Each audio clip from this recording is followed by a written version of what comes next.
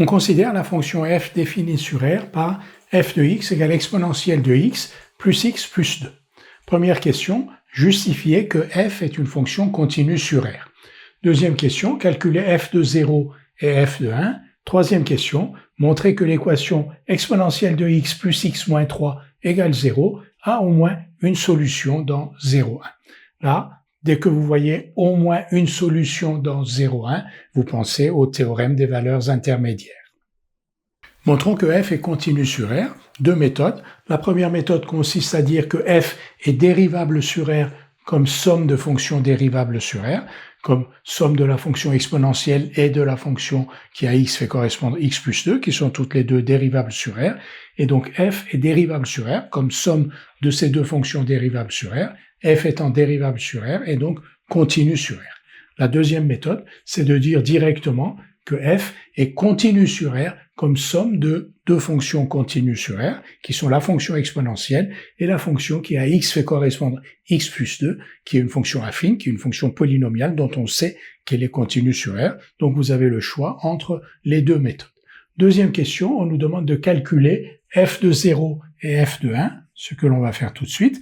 F de 0, donc on remplace x par 0, exponentielle de 0 c'est 1, donc 1 plus 2, f de 0 est donc égal à 3.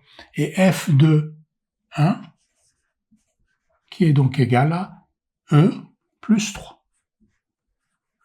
Nous allons maintenant traiter la troisième question, et comme on le disait, comme on doit démontrer qu'une équation a au moins une solution dans un intervalle que l'on nous donne, on pense tout de suite au théorème des valeurs intermédiaires.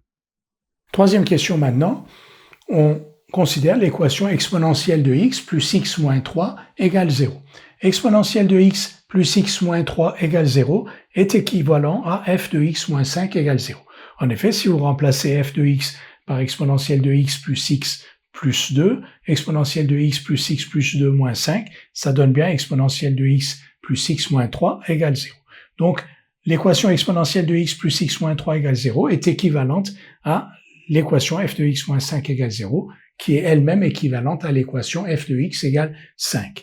Donc on cherche à résoudre l'équation f de x égale 5, pas à la résoudre, mais à montrer qu'elle a au moins une solution dans l'intervalle 0,1.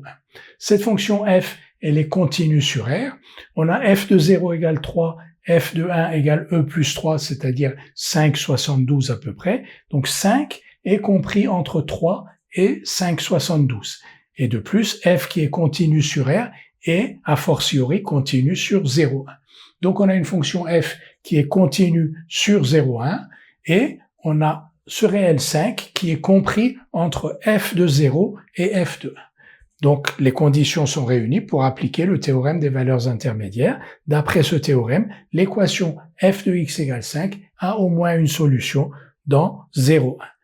Alors si cette équation f de x égale 5 a au moins une solution dans l'intervalle 0,1, l'équation exponentielle de x plus x moins 3 égale 0, qui lui est équivalente, a aussi au moins une solution dans l'intervalle 0,1.